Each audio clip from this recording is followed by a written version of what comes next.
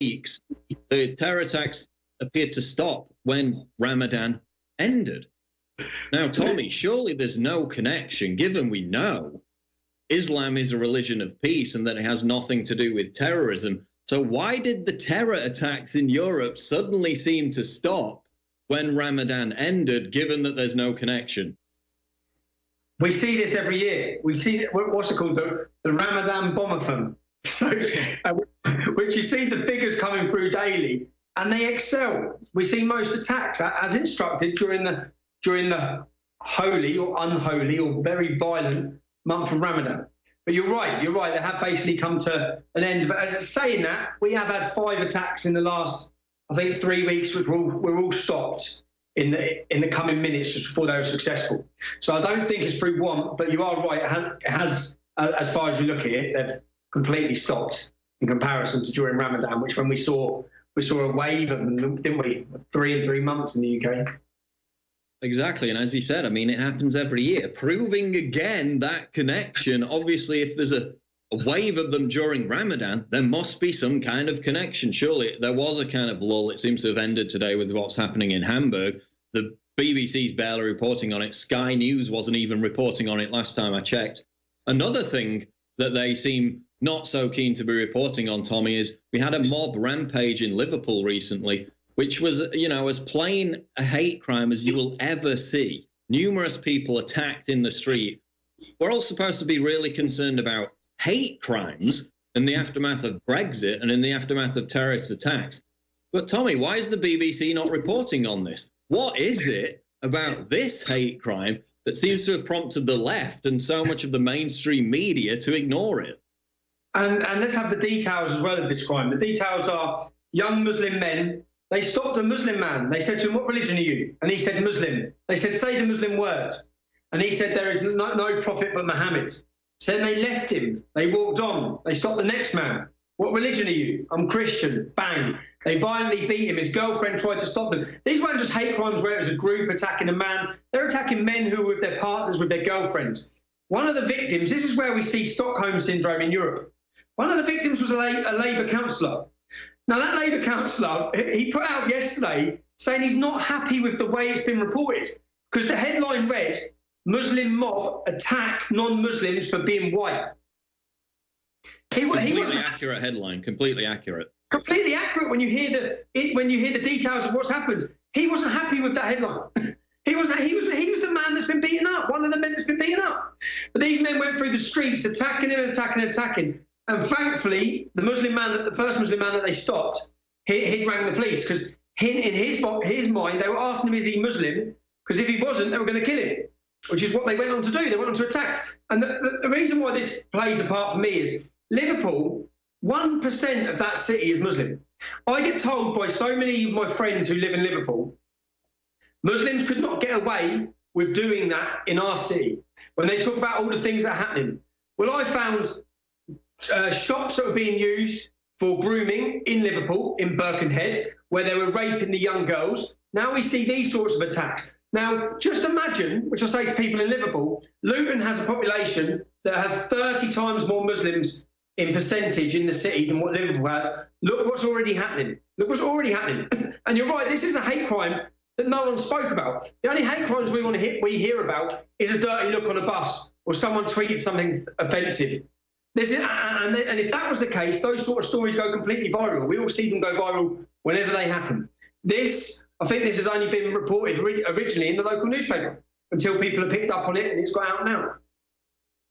And going back to what you talked about with the Stockholm Syndrome, the Labour councillor was viciously attacked while he was with his girlfriend. As he said, he came out later, decried the headline that accurately reported what happened. It reminds me of when a woman on a train, I think it was in Austria or Germany, back about a year ago, she was raped by migrants. She refused initially to even report it to the police because she said, "Oh, they've had a difficult time getting here. Therefore, maybe me being raped was just, part of their therapy. Maybe it's racist to report someone for raping you, if they've got brown skin." That is the level of Stockholm Syndrome that we've got to right now. But I want to go on to talk about another story, Tommy, which came out yesterday, and this was in Birmingham. Sky News reports teenage rape victim raped again by driver she flagged down. So she was raped initially. She flagged a driver down for help, and she was raped again for a second time.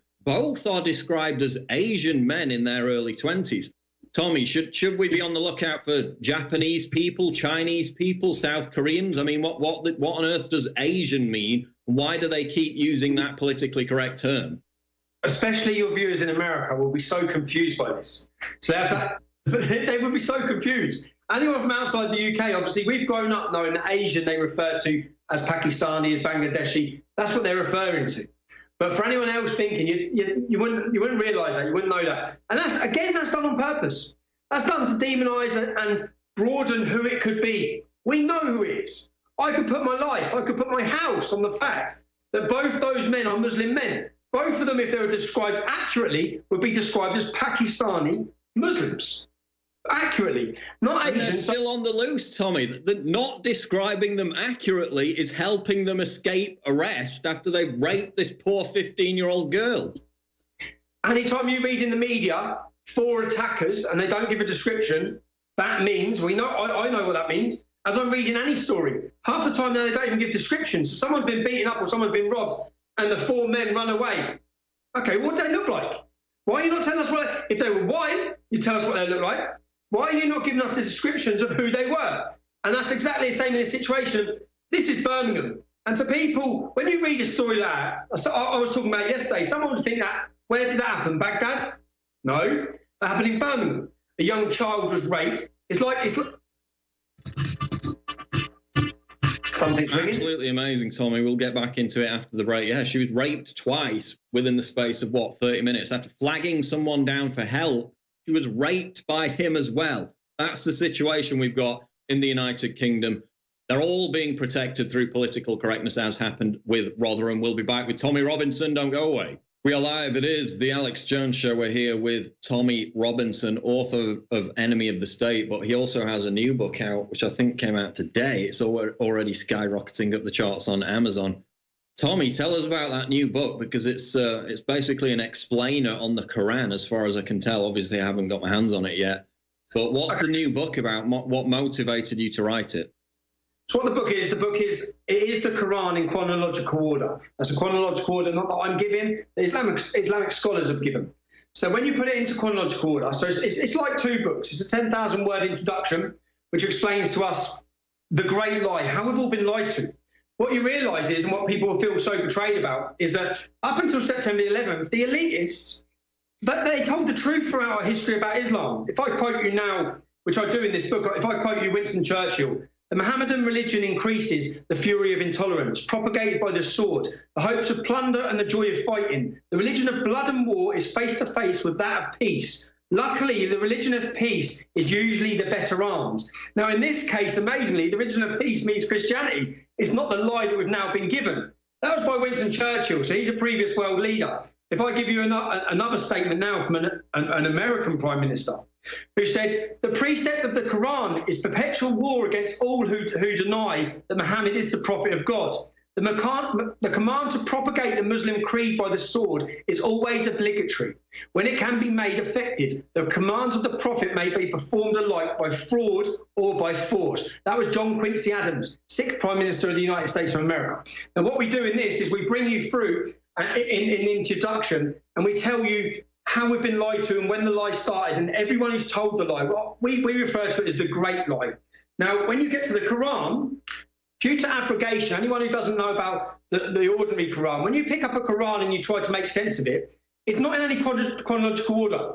What Muhammad said one day could be next to what he said 20 years, which is what enables Muslims to give the out of context argument all the time. And this lie that Islam is a religion of peace. What this does, it puts it into chronological order.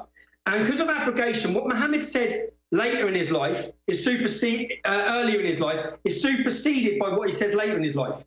What this does is now when you open the Quran, it's the first one ever where we've done it back to front. So when you open the start of the Quran here, the first thing you will read is the last thing Muhammad said. And it will be very clear to you. We've done it in bold writing. So as you get to all the words of violence and war are then in bold writing in the chronological Quran. Now, when you get to the peaceful verses, because anyone who knows Muhammad, in his first 10 years of his life, he was quite peaceful, yeah? All the war, all the rape, all the jihad was introduced later. So when you get to the peaceful verses, which now are at the back of the Quran, it's actually their Quran word for word, but the words are at the back. They'll have a little line through them when you get to the peaceful ones, and they'll just have afterwards cancelled by verse 2160. So they'll tell you which verses cancel them out due to abrogations. You'll then go to the verse to read what cancelled out, and you'll fully understand why when you read all the rape and the war. The idea is that non-Muslims like us, which is our biggest job, is getting people to understand this lie that we've been told. And when you see it and understand that throughout the whole of our history, our world leaders, our academics, our clergy, they all told the truth. They all told the truth about Islam. This new era, this lie that we've been perpetrating now, that's pushed upon us, has all really come around from George Bush after September 11th, telling us that Islam is the religion of peace. And what we then do is we quote leader after leader after leader. And when you actually pick this up, and by the end of reading it, I'd say to people, I can see them banning this. I can see them banning it. I can see them already starting a campaign. It's number 3 currently on the UK Amazon chart. I am desperate to have Tommy Robinson have the best-selling Quran in British history. So the biggest thing and the joy I get, and even people say you're going to get a fatwa for that, they're going to kill you. You see, if I'm killed for writing this book, the whole country's going to read this book. When the whole country read this book, the whole country and across the world, they will understand what we're up against. They'll understand just how much we're being betrayed and the deception we've been put through to be fed the lies against Islam. And yeah, that's it. I'm excited about it. I'm excited every sale that goes through because I know it's another person whose eyes are going to be opened and they will be armed with the defence. If people are saying to you, Islam's religion of peace, read that.